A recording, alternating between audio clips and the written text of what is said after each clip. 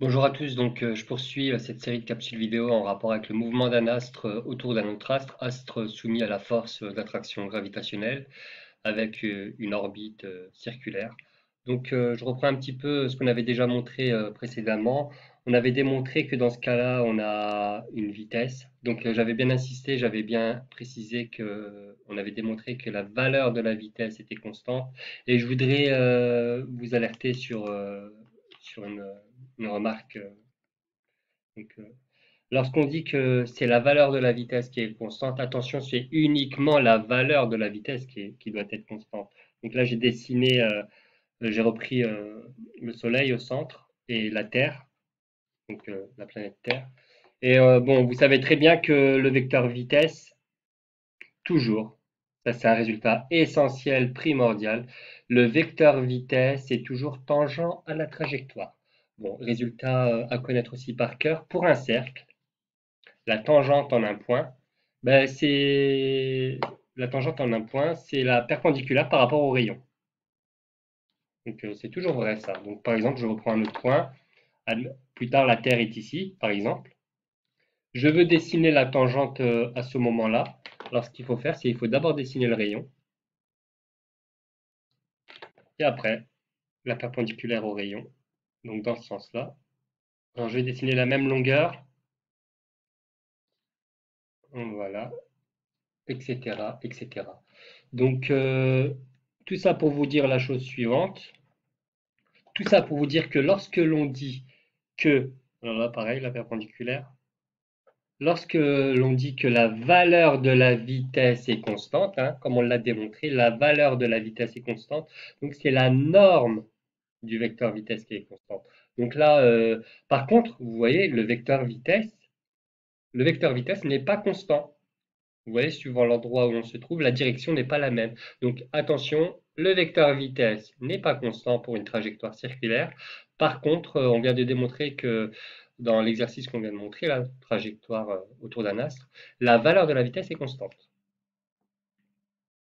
Donc, alors quelques exemples,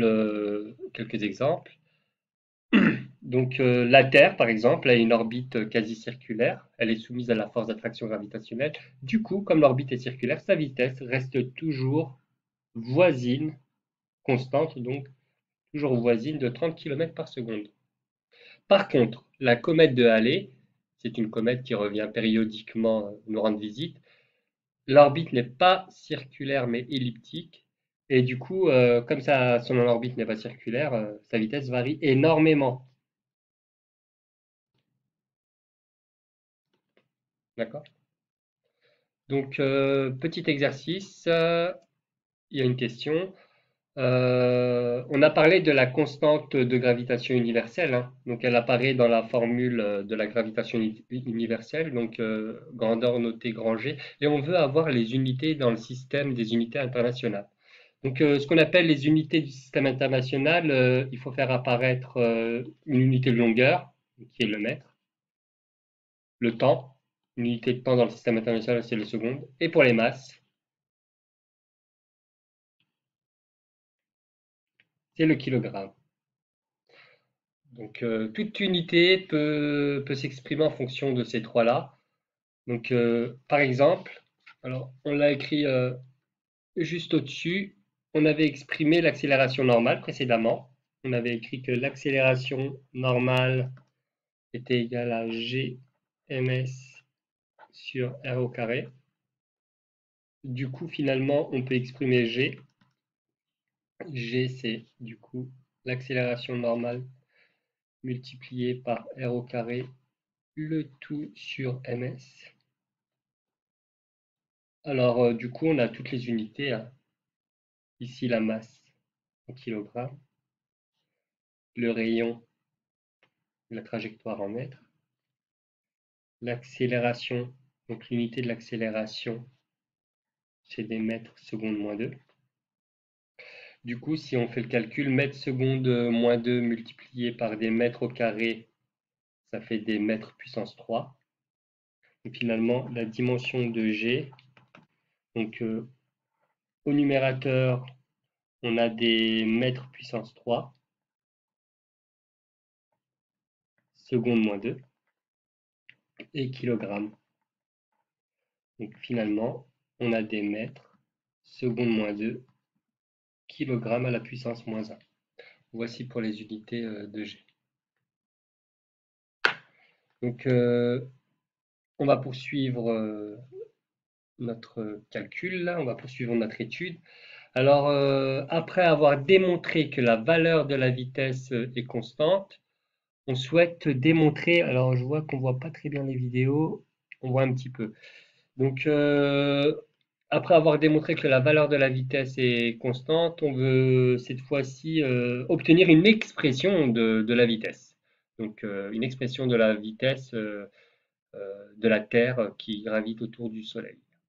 Donc, on avait vu dans la partie précédente une expression de l'accélération normale. On avait démontré que l'accélération normale était égale à Gm sur R au carré. Alors, je dessine bien le G, on ne le voit pas trop. Gm sur R au carré.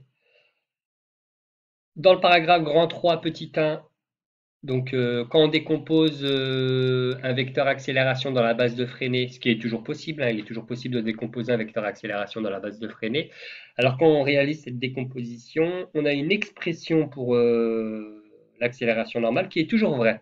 Donc c'est la vitesse au carré divisé par le rayon de courbure. Mais là, comme on a un cercle, hein, le rayon de courbure, c'est le rayon du cercle. Voici donc l'expression démontrée pour l'accélération normale. Du coup, on va égaliser ces deux quantités. Ça nous donne Gm sur R au carré qui est égal à V carré sur grand R. Et donc, alors je vais remonter un petit peu au-dessus. Du coup, ça nous donne V carré égale, on fait le produit en croix, hein, G grand M fois R divisé par R au carré. Donc ça va faire G grand M sur grand R. Et donc la vitesse. Voici une expression donc de la vitesse. Alors oui, j'ai oublié ici, de quelle masse s'agit-il ici? C'est la masse du Soleil, hein, attention. Donc rajoutez bien ici le S. Ici c'est la masse du Soleil. Là c'est la masse du Soleil. Et donc on a l'expression de la vitesse de la Terre, hein, donc vitesse de la Terre vitesse constante, hein, bien sûr, la valeur de la vitesse qui est constante autour du Soleil. Donc on va noter finalement le résultat obtenu, c'est V carré égale cette quantité, donc V égale la racine carrée de, donc la racine carrée de G ms sur grand R. Par ailleurs, l'expression obtenue pour la valeur de la vitesse, enfin, on tombe sur nos pattes parce que finalement G est une constante, la masse du Soleil ne varie pas, le rayon de la trajectoire, donc étant donné que la trajectoire est un cercle, le rayon grand R donc ne varie pas, et donc finalement on a bien une valeur de vitesse qui est constante. Donc qu'est-ce qu'on va faire dans la prochaine étape? Prochaine étape, on va essayer donc de s'intéresser. Alors je vois qu'on voit pas très bien. Alors je vais essayer de faire d'améliorer ça pour la prochaine capsule. Je trouve qu'on voit la résolution n'est pas très bonne. Donc prochaine capsule vidéo, on va s'intéresser cette fois-ci à la durée que prend la Terre pour faire un tour complet autour du Soleil. C'est ce qu'on appelle la période de révolution. Donc je vous retrouve pour une prochaine capsule vidéo. Je vous remercie de m'avoir suivi.